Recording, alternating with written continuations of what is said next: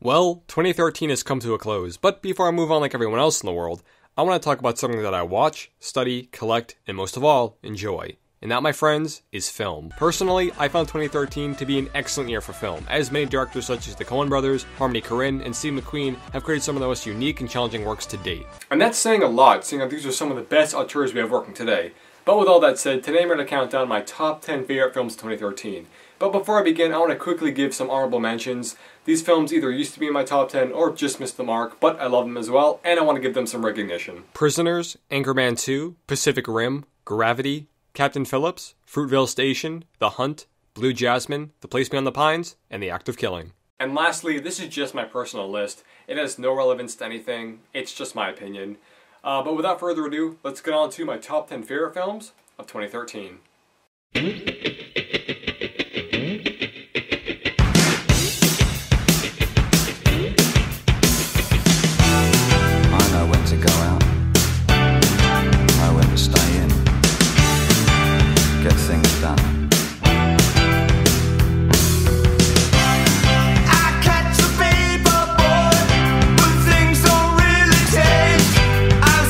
Number 10. Only God Forgives. Arguably one of the most divisive films of the year, Only God Forgives is a neon-infused nightmare that I love. Following up on Drive, my favorite film of 2011, Nicholas Winding Refn has created another intriguing work of art that uses symbolism to cleverly tell this hellish story of revenge. I can understand why some may not enjoy this film, but I was honestly surprised by the huge backlash this thing got. By no means is this an easy film to watch, but the manner in which symbolism is used to tell this story is incredibly refreshing. A lot of vibrant reds are used to solidify the fact that this world Refn has created is hell itself, and that these characters all take on a part of the devil. Ryan Gosling is great as Julian, who, with only 17 lines in the entire film, manages to come across as downright frightening. Many other actors like Vinthaya Pantragarm, who plays Lieutenant Chang, is great as well, and Kristen Scott Thomas practically steals the show every time she's on screen. There's not much more to say, as this is a film you really do need to see for yourself. Well acted, beautifully shot, and filled with rich symbolism, Only God Forgives is another fantastic effort by Refn, and a perfect way to start off my list.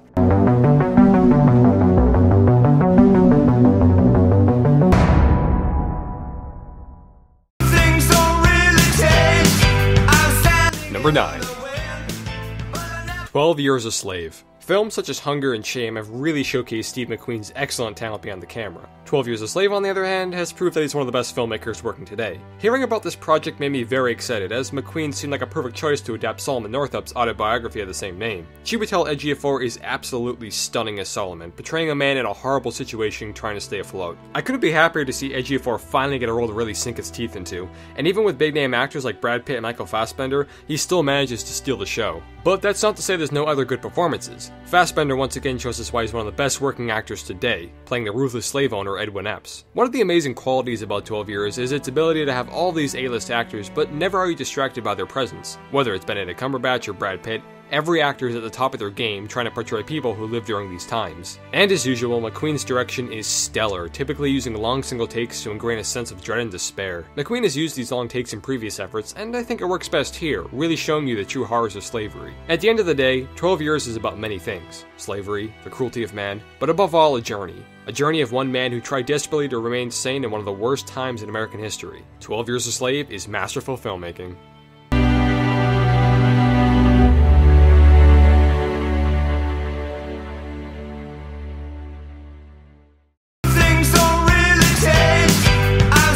Number 8.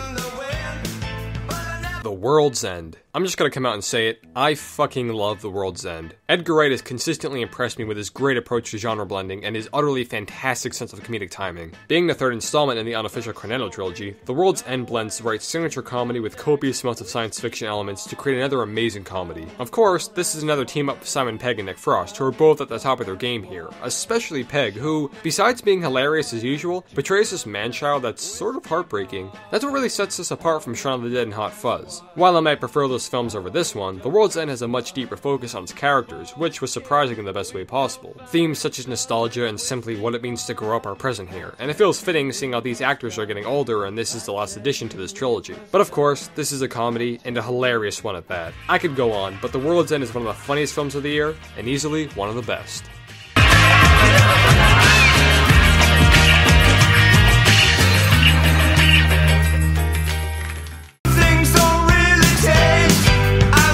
Number 7.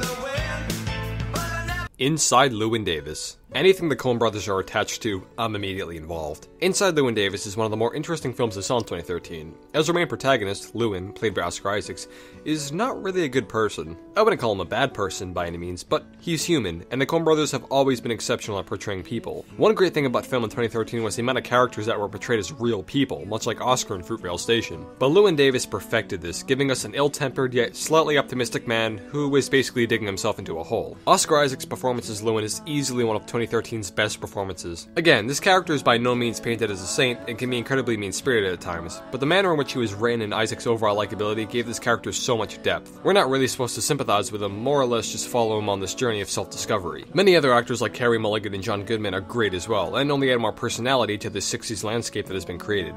Oh, and the soundtrack? Just lovely. Overall, Inside Llewyn Davis is another fantastic film by some of the most unique directors we have working today. My honey, fare thee well. Things don't really take. Number 6. The Wolf of Wall Street. Now, I've seen this film twice so far, and after my first viewing, I honestly had it at my number 1 spot. Of course, it's not there anymore, but good God does The Wolf of Wall Street pack a punch. Scorsese is back, and quite honestly, better than ever. Much like I do with every film, I try my best not to learn too much about the content before seeing it, which may have made the experience all the better. And that's what The Wolf of Wall Street is, an experience, filled with mountains of sex, drugs, and money. Leonardo DiCaprio is amazing here, so amazing in fact that talking about his performance, no matter how descriptive, will not do him justice. I know I'm not the first to say this, but this is my favorite DiCaprio performance. He relishes in this role and brings this energy that very few 2013 performances have matched. Other actors like Jonah Hill are fantastic, and I'd even argue that this is his best performance as well. The film is 3 hours long, but it certainly doesn't feel like it, moving at an incredibly brisk pace and filled with hilarious moments. And that's another thing, this film is incredibly funny, and it's not just a well-written dialogue and jokes. There's also a good amount of physical humor as well that really surprised me. But besides the humor, The Wolf of Wall Street is a rather in-depth look into greed, corruption, and the ideals of the American dream. Even at 71, Martin Scorsese is still making amazing films.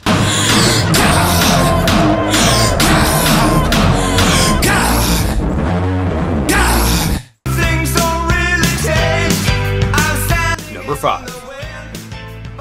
Before Midnight. Now, to be perfectly honest, 2013 was the first time I actually watched the Before films. I've always really liked Richard Linklater, which makes it even stranger that it took me this long to watch these films, but after hearing nothing but praise, I had to see them, and man did I not regret it. Before Midnight is the 3rd installment in the Before series, which yet again follows the 2 lovers, Jesse and Celine. While the first 2 films focus more around these characters falling in love, this one now shows these 2 married and with kids. What's made these films so captivating is how natural the dialogue in these performances feel, and Before Midnight may be the best example of that. Ethan Hawke and Julie Delpy are as good as they've ever been, which only makes the scenarios we found these 2 in even more heartbreaking. Midnight is definitely the most grounded out of the bunch, and unlike the first 2, these characters have now spent years together, and much like in any marriage, problems are to arise. A scene towards the end, for example, which I won't spoil, finds Jesse and Celine frustrated and enraged as ever. Whether you've watched the first 2 or not, you can see how years of being together has really put a toll on their love life. Like I said earlier, Hawke and Delpy are fantastic here, and the dialogue is some of the best I've heard all year. Before Midnight is a testament to how great performances and dialogue alone can really drive a film. Add some truly funny moments in Linklater's great direction, and you have one of the best films of the year.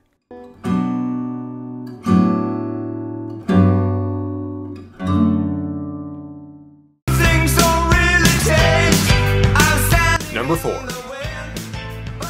Nebraska. Alexander Payne is one of my favorite directors working today, and I adore most of his films, so naturally I was looking forward to this. This has to be one of, if not the most perfectly constructed films to be released in 2013. Every theme, performance, shot, and joke are so perfectly calculated to create such an amazing film, in a way that only Payne could do. There's a lot going on in Nebraska, dealing with family and the passing of time, but like I said about 12 Years a Slave, it's most importantly a journey, as here we follow these characters not just to attempt to claim money, but to discover what their relationship really means. Many have said Bruce Dern has given the best performance of 2013, and I can perfectly see where they're coming from. What's amazing about this performance is that you don't see Bruce or even a character, you just see Woody Grant. He acts and looks like someone that would really exist, which is something that not many actors pull off. Will Forte, who plays his son, is fantastic as well, and I really love to see comedians pull off dramatic performances. Some other noteworthy performances are Bob Odenkirk, fresh off Breaking Bad, and June Squibb, who is simply hysterical here. The black and white cinematography is stunning, and personally, this has to be my favorite soundtrack of the year. Payne has crafted what I believe to be another masterpiece of storytelling. Just beautiful.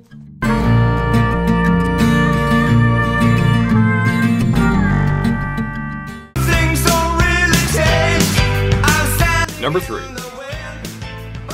Frances Ha. Out of every film I saw in 2013, this one definitely grew on me the most. Originally, I didn't even have it in my top 10 list, but after a second viewing and much thought, I realized how much I love Frances Ha. Much like Nebraska, everything about this film feels so incredibly realized. On the surface, it seems pretty simple, but through the process in which director Noah Baumbach tells the story, it becomes something much more. Greta Gerwig, who plays Frances, is outstanding here. This character is just so charming and interesting, and I feel that she perfectly captures what it feels like to be aimless in life. So many of us, especially around her age, are very much without a clue of what to do or where to go, and the film's attention to this aspect in life is captured through this performance that I couldn't see anyone else playing. With that said, a lot of credit goes to Baumbach as well. The brisk manner in which the story is told keeps things moving, and only adds to the unexpected nature of where the film might take you, kind of like Frances herself. I should also mention, and I'm not the first to say, but Frances Ha has a surprising amount of similarities to the French New Wave films of the early 60s. Not just the black and white cinematography, which is beautiful might I add, but the structure is almost documentary-like at times, which is something many French New Wave films did. Hell, they even used a song from Francis Truffaut's The 400 Blows. Also, this film is just incredibly witty and well written. There's more than a handful of hilarious moments that I often find quoting with my friends. I really could go on, but to sum it up quickly, I'm head over heels for Frances Ha. Yeah, undateable. Everyone's a winner, baby, that's no lie. That's no lie. You never will.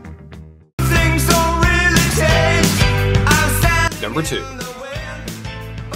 Spring Breakers. No, you didn't mishear me, and I'm not actually pulling your leg. Spring Breakers is my second favorite film of 2013. Actually, for most of the year, it remained my number 1, but we'll get to why it was dethroned later. So where do I begin? I imagine most of you are wondering why I would put this film over something like 12 Years a Slave or The Wolf of Wall Street, and I can perfectly understand why. Spring Breakers doesn't follow the typical conventions you see in most movies. It's by all accounts loud, savage, and it lacks any structure, but that's why I adore it so much. Harmony Korine is one of my favorite directors working today, as his films are anything but normal. I admire any director who consistently embraces new techniques and styles. With that said, this may be my favorite Korine film to date. In interviews, Korine has said that this film was made to be an experience, and that is exactly what I got out of it. The vibrant neon colors blended into this dirty world is absolutely beautiful. The camera work here is stellar, and you really do feel as if you're on spring break. The performances here are also very good. The 4 Spring Breakers themselves, consisting of Vanessa Hudgens, Selena Gomez, Ashley Benson, and Rachel Korine, are extremely fun to watch. I'm very surprised that a good amount of hate for this movie is targeted towards these actors. The camaraderie between them is just high energy, and you get the sense that they've been friends for a long time. But of course, and you know where I'm going with this, the best performance here is easily James Franco as the drug-dealing rapper known as Alien. Franco gave this character so much personality, and you really can't keep your eyes off of him. Now I could go on about how much I love the cinematography, the soundtrack, these performances, but quite honestly, I don't really know why I love it this much. I've seen it 4 times now, and it only gets better with each viewing. I can't say any other film this year has made me feel the way Spring Breakers has, and for that,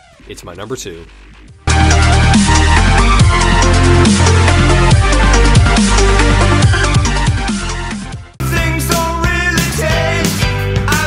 And my number 1. Her. I don't quite know how to put this into words, but I'll try my best. Her is a modern masterpiece. I've seen it twice so far, and I cannot stop thinking about it. I've seen many amazing films in 2013 that have challenged me and made me think on a much deeper level, but Her has given me everything that I expect to see in a film and more. Through Spike Jonze's brilliant direction, this world and the characters that inhabit it just come to life. Let's just take a second to talk about Joaquin Phoenix. Last year, he gave a jaw-dropping performance in The Master, my favorite film of 2012. In 2013, he comes back with an equally impressive performance as Theodore Twombly, a lonely writer simply looking for love. I can't praise Phoenix enough, as this character is just so damn interesting. He's nice and funny, but can be mean-spirited at times. He's human and feels like someone that would really exist. And then there's Samantha, Theodore's operating system that he falls in love with. Although just a voice, you still sympathize with her and often forget that she's artificially intelligent. The scenes between the two of them are arguably the highlights of the film. And again, even though it's a human talking to just a voice, you can still understand the relationship that these two hold. It's beautiful and perfectly captured through Jones's direction, which by the way is nothing short of gorgeous. This world Jones has made feels so complete and alive. It's set in the future, but not by much, and you're never blinded by any futuristic material shown. It's world building done right. On the surface, it's about a man falling in love with his OS, but through subtle and vivid direction, these amazing performances, an extremely well written script, and a soundtrack by Arcade Fire, seriously, how could you go wrong there? Her tackles the nature of love and how humans perceive it. It's mesmerizing stuff, and for what I got out of it, it's my favorite film of 2013. Making sure